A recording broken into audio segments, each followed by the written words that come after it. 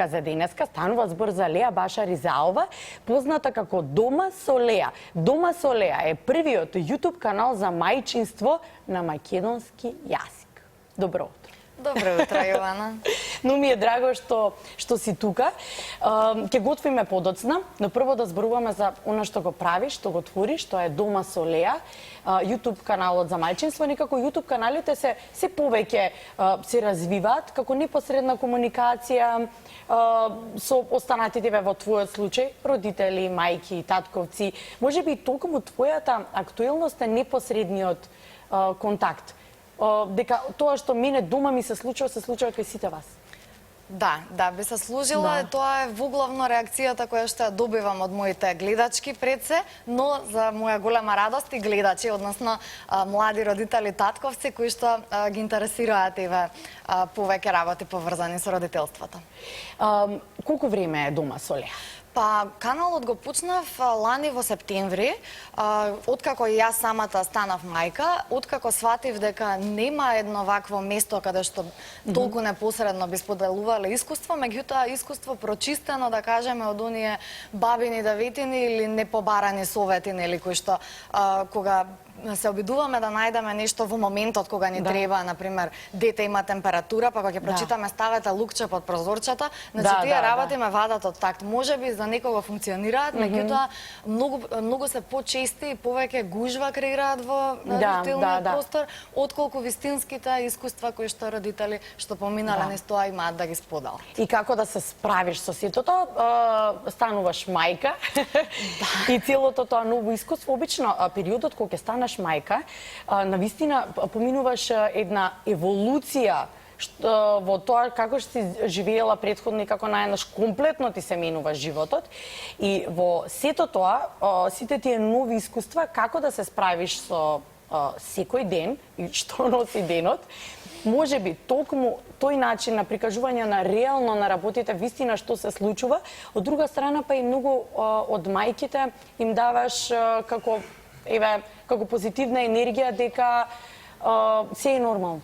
Да, една друга работа што многу ми сметаше пред да станам мајка, кога самата истражував, нели, особено бидејќи на македонски не постои ваква содржина, значи нема YouTube канал за родители. Затоа го нагласив тоа дека е на македонски јазикот и се она што го гледаме се всушност некои туторијали на англиски претежно. Да, има нешто, нели, на српски, на хрватски, ако нели кој разбира може да следи, меѓутоа во голема мера она што се случува на тие канали е всушност она што го нарекувам инстаграмирање на животот. Значи, луѓе се обидуваат да го прикажат својот живот најсовршен, најубав, нели, нај-све, што е во ред, нели, доколку тоа нив лично ги исполнува, мислам, не ми пречи, меѓутоа кога барам нешто што мене практично ми треба, немам потреба да гледам како, например, јас имам проблем, а некој таму, нели, животот мој послан со рози. Мислам, нели, мајка на мало дете не може да едноставно да нема никакви пречки или предизвици во животот. Особено ова се случува, верувам, кога е прво дете, затоа што нема начин човек да се подготви за родителство, не знам колку книги да прочитате, колку YouTube видеа да изгледате. Значи, едноставно, тоа што следува имаше една многу добра изрека која што ја прочитав неодамна, вели со секое првородено дете се раѓа мајка. Значи, вие не можете да бидете мајка пред да се роди детето едноставно, бидејќи тоа се случува едноставно во тој момент. И мислам дека и така треба да се очекува тој настан, кај сите оние, нели, кои што сега очекуваат дета, да знаат што ги чека. Така треба да се очекува тој настан, значи родителот во вас тогаш ќе се роди. И вие исто како што не знаете какво ќе биде детето што ќе се роди, не можете да знаете каков ќе биде родителот што ќе се роди. Да. Можете, нели, да го видите све тоа, ама во голема мера карактерот на детето не можете да го знаете пред. Мала шега, да. Верувам ми, затоа што имам две деца, секој дете си е свој искуство. Родителството се учи со секое дете и всушност токму тоа. Психолозите го велат дека всушност и прикажувањето на животот инстаграмиран или дека се е преубаво, всушност е најголемата причина за депресија кај другите луѓе, затоа што сметаат дека само нив им се случува нешто. Многу од мајките страдаат со постпородилна депресија. особено кога се оставени самиете, без помош. Контактираш ли со некој од нив во тоа како тие се справуваат дома и гледа дека апсолутно се што се случува дома се случува и кај тебе и дека е нормално дека детето поминува низ истите фази? Кои се реакциите? Па да ви кажам, има многу интересни реакции. Значи, целата приказна со YouTube каналот ја почнав идејата, како и многу други добри идеи денеска во градов, дојде преку Twitter комуникација. Од причините кои што ги наброивме, јас не сум многу активна на Instagram и на Facebook, бидејќи нели не сакам да го гледам она што луѓето сакаат да го сервираат за своите животи. Затоа сум активна на Twitter и буквално еден ден седнав размислувајќи за сите оние работи кои што практично ми ги кажале како совет пред да се породам, а воопшто не се функционални, а сите оние работи кои што ми требаа како информација и кои што морав да ги дознавам на потешкиот начин. Значи во некои од пораните видеа на YouTube каналот зборувам за предизвиците со доење, за малку немаше да можам да дојам воопшто во почетокот.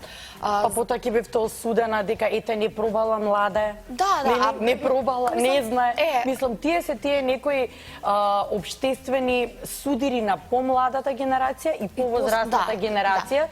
Со тоа што во моментот кога ви се случува проблемот, никој не ви кажува, знаете, решението е 5 пари, треба топла крпа сама да се стави. Разбирате?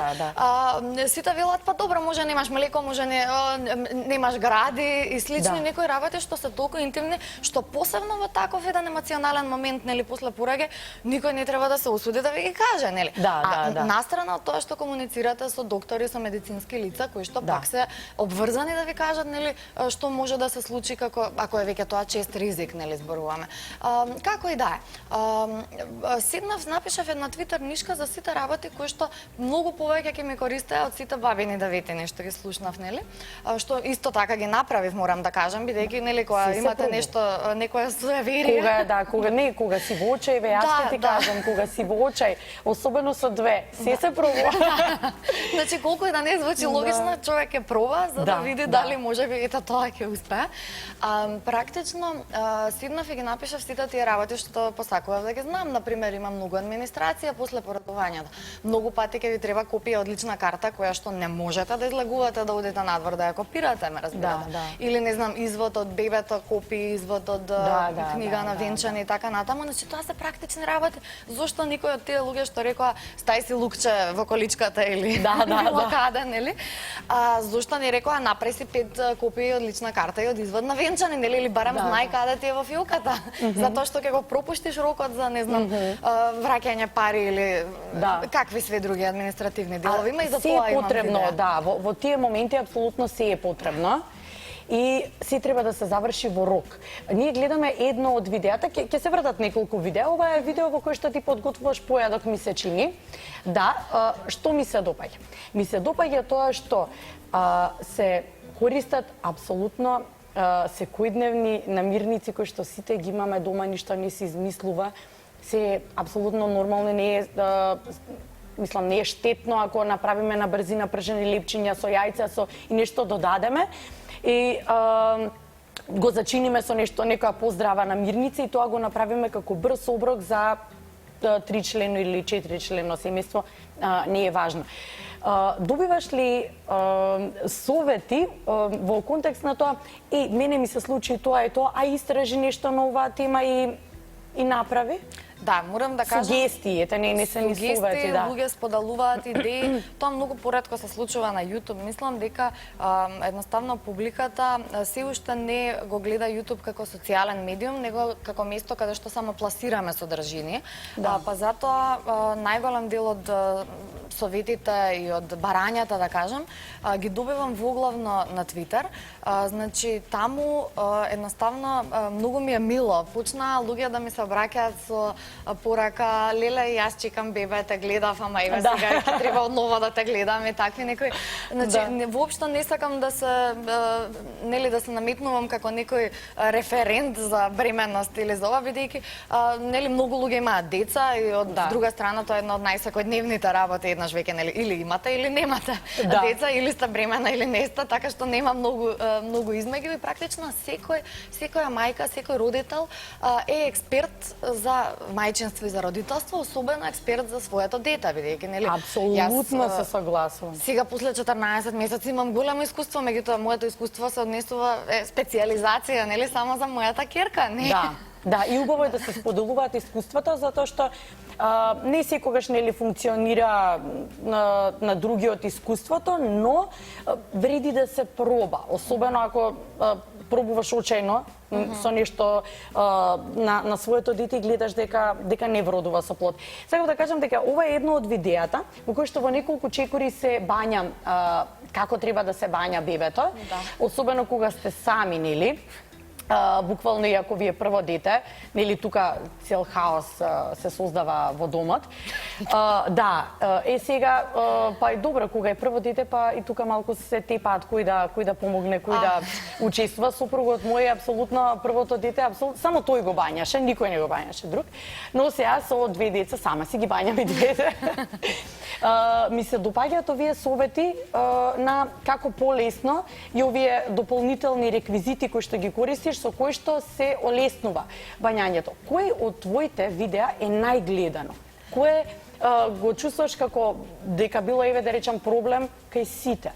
Вака, значи најгледаните видеа всушност се на некои покомерцијални теми, бидејќи ваквите многу прецизни видеа, да кажеме, таргетираат многу мал дел луѓе. Например, вие веќе имате две деца, знаете да ги бањате и вас не би ве интересирало ова видео, ова е актуелно за некој што го очекува првото дете. И токму така е насловено најтешката секојдневна обврска, бидејќи нели мало бебе секој ден се бања, значи тоа е толку кревко што ви е страв да го држите упачи, така не? Не па да го полевате со вода и така.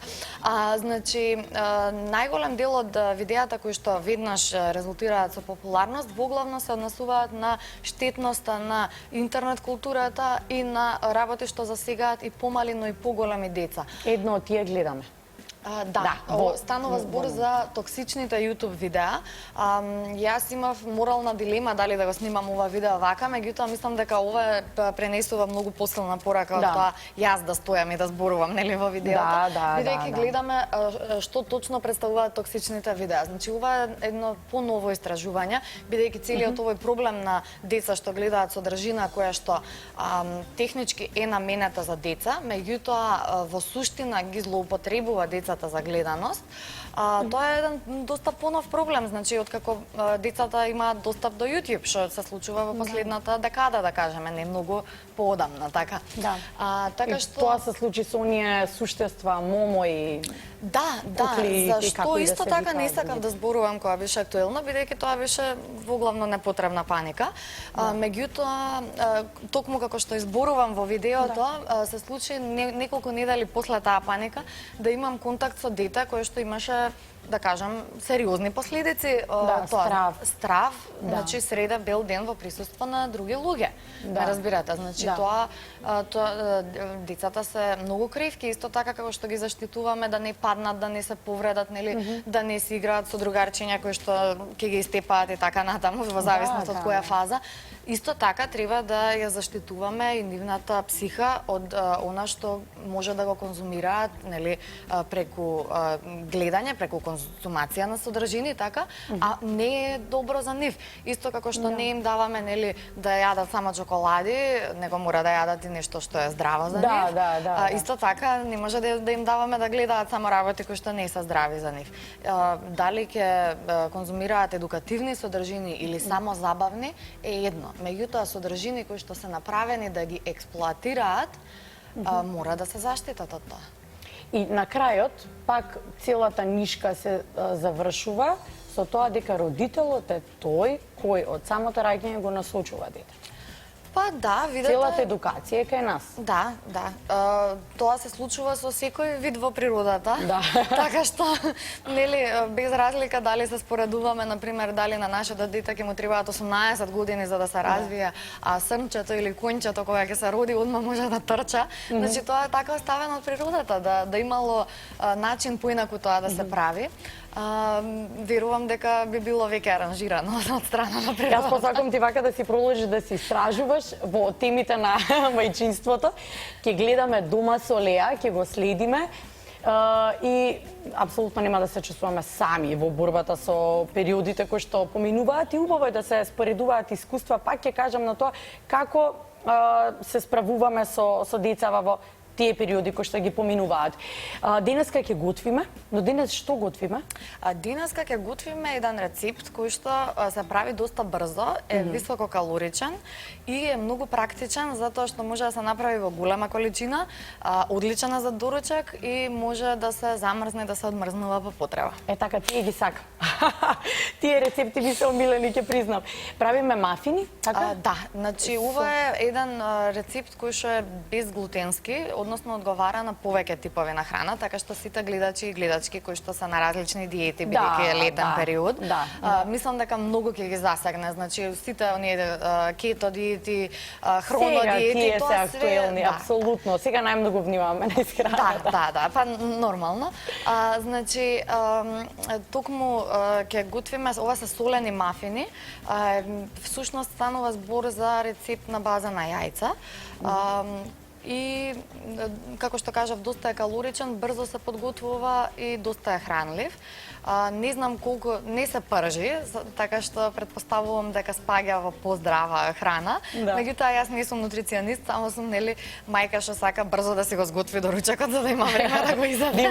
Да има за целото семејство. Апсолутно практично. Готвиме нешто подоцна, ќе отвориме една друга тема, ти по вокација си туристички водич. Ќе зборуваме малку и на таа тема. Но ги оставаме гледачите да останат со нас, драги